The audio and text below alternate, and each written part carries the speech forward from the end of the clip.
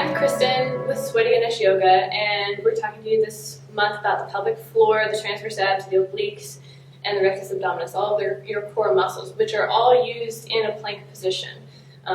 So if you've watched the first two videos, then you've learned a little bit how to engage the pelvic floor and the transverse abs. So we're going to do that in a plank position. First, I want to talk to you about standing. In a normal standing position, you're probably not very engaged in your core. If you root the tailbone down slightly and act like you're trying to connect your rib cage to the bottom of your rib cage to your hip bone, that engages your core a little bit, and this is the same position we're going to see in a plank. So I'm going to use Jess here to demonstrate how you can practice that with a partner standing up.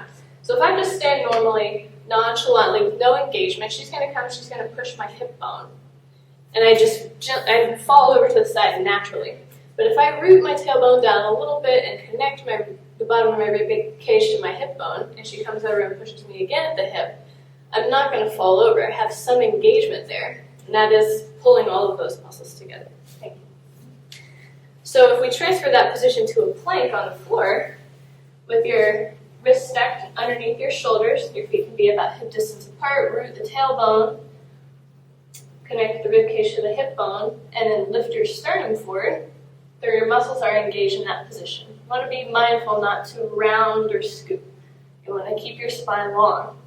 From there, you can practice lifting one leg at a time, keeping all of that engagement and trying not to let the body sway from one side to the other, and you can also practice lifting an arm if you like.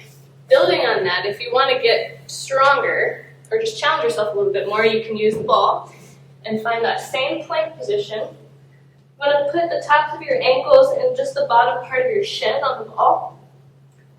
Root the tailbone, connect the rib cage to the hip bone, lift your sternum forward. Just holding that is challenging. And then if you want to try to lift one leg, I'm going to look down for just a second. And try doing it both sides, of course. That will be a super challenge.